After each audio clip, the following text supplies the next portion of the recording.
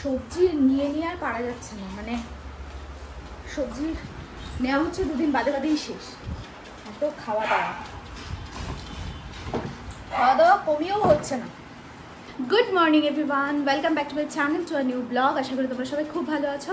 আর কালকে রাত্রে ঘুমাতে যাওয়ার আগে পর্যন্ত মনটা খুবই মানে খারাপ ছিল, কারণ কালকে আমার নন্দাইয়ের শরীরটা মানে একই রকম, তো মানে খারাপও বলবো না আবার ভালো সেটাও বলতে পারবো না, একই রকম দেখে এসেছি যেটা সেটাই একই রকম রয়েছে। আবার ওরা রাত্রেবেলা ফোন করে জিজ্ঞেস করেছে, তো ওখান থেকে বলেছে যেরম দেখে গেছেন সেরমই। এবার পেশেন্টের যদি কোনো ইমপ্রুভমেন্ট পেশেন্টের বাড়ির লোক না দেখে, মন তো কারোরই ভালো থাকে না, তো মনটা খারাপ ছিল। বাট হ্যাঁ, তারপরে ঘুমাতে যাওয়ার জাস্ট কিছুক্ষণ আগে, মানে ব্লগ শেষ করার আগে পরে আমার শাশুড়ি ফোন করে বললো যে না, ফোন করেছে যে নিজের নামটা বলছে, হালকা পাতলাভাবে বলছে, মানে জ্ঞানটা একটু এসছে। তো এটা শুনে মোটামুটি শান্তি পাওয়া গেল। আজকে সকালবেলা ওরা গেছে, ফোন করেছিলাম, যেহেতু ভিজিটিং আওয়ার্সে ওরা রয়েছে, তো 10 বার করে ফোন করে ডিস্টার্ব করার কোনো মানে নেই। ওরা 11টার সময় বেরোলে তারপর খবর জানা যাবে যে কতদূর কী পরিস্থিতি।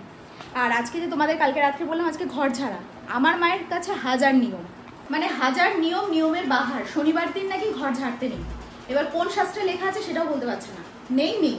তো সকালবেলা শনিবার দিন ভাবলাম যে সব মানে আমারও তো মাথায় ছিল না শনি কি মঙ্গল কি বুধ বৃহস্পতি, অত আমার মাথায় ছিল না। এই ঘরটাগুলো পুরো ঝেড়ে ঝুড়ে পরিষ্কার করবো, তো হলো না, সেটা তো করতে পারলাম না। কিন্তু হ্যাঁ, আজকে ভাবলাম যে কাজ প্রচুর রয়েছে, মানে দোতলাটা পরিষ্কার করতে হবে, লাঠি ছুটু যেখানে পটি করে ওই সব পরিষ্কার করতে হবে, ওদেরকে স্নান করাতে হবে। প্লাস আজকে ঘরের জিনিসপত্র যেগুলো সব ছড়িয়ে ছিটিয়ে থাকে, সব জিনিসপত্র কিভাবে সব গুছিয়ে রাখা যায় সেই সমস্ত কিছু রাখবো, আর সেগুলো তোমাদের সাথে শেয়ারও করবো, যাতে তোমাদেরও এরকম কিছু জিনিস বা এরকম কিছু টিপস কাজে লাগে। তো যাই হোক, আগে বিছানাটা গুছিয়ে দিই। বাবা, এদেরকে স্নান করানো না তো একটা বিশাল যুদ্ধ।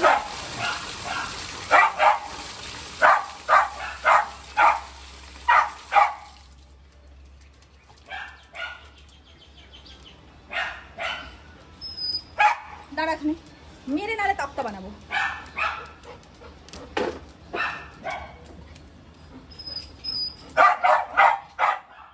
এদেরকে স্নান করানো মানে দেখো অবস্থাটা।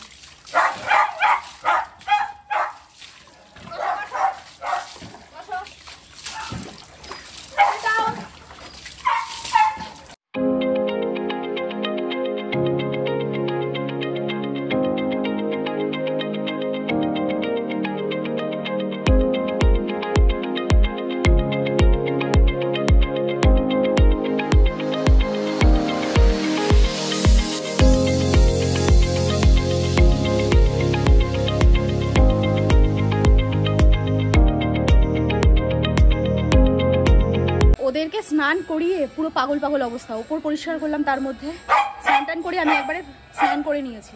এবার এদেরকে ঘরে নিয়ে যাব, তাদের অবস্থা দেখো, দেখি ওই যে কান্নাকাটি শুরু করেছে, এই যে সব কান্নাকাটি শুরু করে দিয়েছে ঘরে যাবে বলে। চলো নিয়ে যাই, চলো। ওদের সবাইকে স্নান টান করালাম। স্নান টান করানোর পর আবার আমার যা ফোন করেছিল, মানে সবাই ফোন করে শুনছে, সবার তো গিয়ে দেখাটা পসিবল না, সবারই ঝামেলা তো থেকেই যায়। তো যাই হোক, সবাই ফোন করেছিল, একটু কথাটা তো বলছিলাম। এখন আবার আমার শাশুড়িকে ফোন করবো, তাই একটু আগে ব্রেকফাস্টটা করে নিই, তারপর জিনিসপত্রগুলো সব ঠিকঠাক করে রাখবো। প্রত্যেক দিনের কিছু নিত্য প্রয়োজনীয় জিনিস খুব গুছিয়ে রাখার দরকার, যাতে সময়ের সাথে সাথে সেটা ঠিকঠাকভাবে পাওয়া যায়। যেমন এই জিনিসটা আমি কিনেছি মেলার থেকে, আর এই জিনিসটা এতটাই প্রয়োজনীয়, প্রত্যেক দিনের মেডিসিন আমি এর মধ্যেই গুছিয়ে রাখি। এই বক্সটা যেহেতু ঢাকনা দেওয়া, তাই মেডিসিন পড়ে যাওয়ারও ভয় কম থাকে, আর কোথাও গেলে এটাকে নিয়ে ক্যারি করাও যায়। মেডিসিনের খাপের মধ্যে অনেক সময় আমরা দেখি বেশিরভাগ দিকটা খাওয়া হয়ে যায়, আর এই ইউজ করা মেডিসিনের দিকটা কাঁচি দিয়ে আমি কেটে বাদ দিয়ে রেখে দিই। এতে কি হয়, বক্সের মধ্যে জায়গাটা অনেকটা বেশি পাওয়া যায়।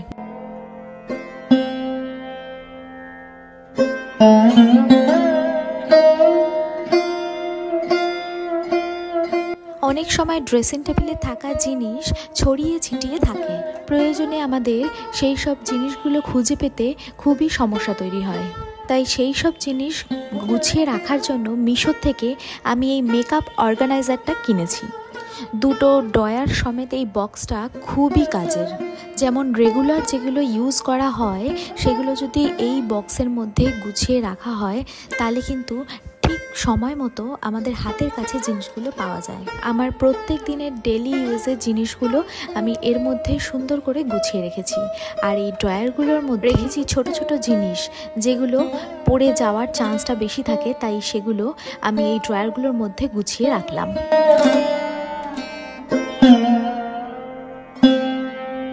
তো এদিকে মাম্মাম তো গেছে পড়তে সকালবেলা, সেই সকালে ওর দুটো পড়া, এবার একটা পড়া পড়ে আবার রানাঘাট গেছে, আর একটা পড়া পড়ে বাড়ি আসবে। আর যা মারাত্মক, একটু আগে বৃষ্টি হলো, মারাত্মক বৃষ্টি, আবার অন্ধকার হয়েছে, আবার মনে হয় বৃষ্টি চলে আসবে নাকি। তো মামামকে ফোন করলাম, ও অলরেডি অনেকটা রাস্তা চলে এসছে। তো এদিকে সুব্রত গেছে স্নানে। আর দেখি আজকে আমাদের কি কি মেনু হয়েছে, দেখি। আমি আজকে দেখিনি কি কি হয়েছে। ও আচ্ছা, আজকে হয়েছে তেল পটল।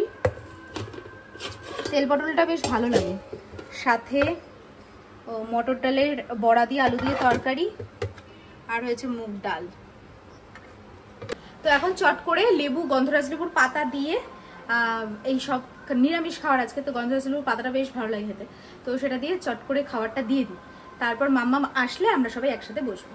এইদিকে আজকে শনিবারের লাঞ্চে রয়েছে ভাত, মুগের ডাল আর মটর ডালের আলু দিয়ে বড়ার তরকারি, মানে এটা করতেই হবে, নাহলে আমার মেয়ে খাবেই না। আর সাথে তেল পটল আর আমের আচার। তো এদিকে প্রায় বাজে 7:30, অনেকটা লেট হয়ে গেছে আজকে। লেট হয়েছে, একটু কাজবাজ ছিল, সেগুলো কাজগুলো করছিলাম। আর এখন মাম্মাম উঠে একটু পড়তে বসবে। আর মারাত্মক পরিমাণে আমাদের এখানে বৃষ্টি হয়েছে দুপুরে, তোমাদের তো বললাম, তারপরে আবার হয়েছে। তো যাই হোক, এখন একটু রেডি হয়ে একটু বেরোবো। এদিকে এখন প্রায় বাজে 9:30।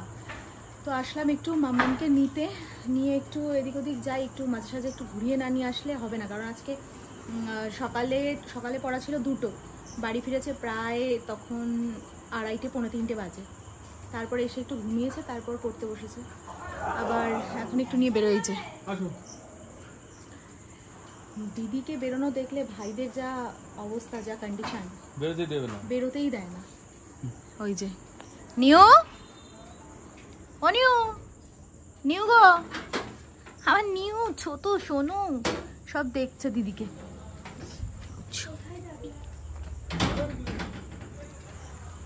চলো। আর আজকে মারাত্মক বৃষ্টি হয়েছে, আর এই আমাদের রাস্তাটা তো পাকা হয়নি এখনো, পাকা মিন্স পিচের এখনো হয়নি। তো মানে এত হয়, এত ঘাস জন্মায় যে পরিষ্কার করে করে ফেড আপ হয়ে যাচ্ছে, এই যা পরিস্থিতি।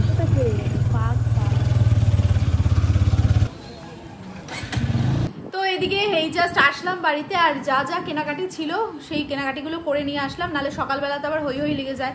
এই প্রত্যেক দিনের এই খাওয়া দাওয়া যে কি বিরক্তিকর, মানে প্রত্যেক দিন সকালবেলা উঠে ব্রেকফাস্ট কি হবে, লাঞ্চ কি হবে, ডিনার কি হবে, মানে মাথাটা পুরো খারাপ লাগে, মানে আর ভালো লাগে না। তো এদিকে আবার ফোনে কথা হচ্ছিল, তো একটু আগে ফোনে কথা হচ্ছিল, আর কথা হচ্ছিল যে কেমন আছে এখন আমাদের পেশেন্ট। তো কি বলতো, একই রকম আছে, তবুও একটু সেন্সটা বেশি এসছে, আগের থেকে একটু বেশি হয়েছে, এইটুকুই আশা করা যাচ্ছে। কারণ আমার ননদ সকালে গেছিল যখন, তখন ভালোই 2-1টা কথাতে রেসপন্স করেছে।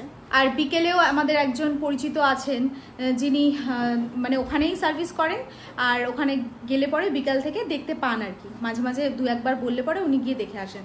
তো বলছে হাত পা নাড়াচাড়া করছে। কি বলতো, পুরোপুরি সেন্সটা আসলে তারপর বাড়ির লোকেরা সবাই একটু শান্তি পায়।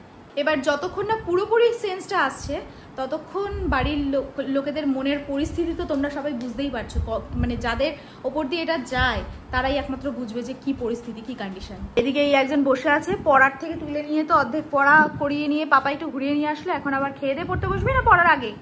খেয়ে দিয়ে পড়তে বসবে। এখন তাহলে চট করে খেতে টেতে দিয়ে দিই। সুব্রত ওদিকে ফ্রেশ হতে গেছে, ও ফ্রেশ হয়ে আসুক, তারপর একসাথে খাবার পাবো। তো এই সবাই খাওয়া দাওয়া করে উঠলাম, আর মাম্মাম তো রাত্রে খেলো না, কি একটা জল জিরা দিয়ে কি একটা জল খেলো, ব্যাস তাতেই নাকি পেট ভরে গেল। মানে এত, মানে কি বলবো, এত জ্বালায়। তো যাই হোক, আজকের ব্লগটা তাহলে আমি এখানেই শেষ করছি। দেখা হচ্ছে নেক্সট ব্লগে, ততক্ষণের জন্য খুব ভালো থেকো, সুস্থ থেকো, আর অবশ্যই ওয়েটমেটের সাথে থেকো। সো চলো, আজকের মতো টাটা, বাই।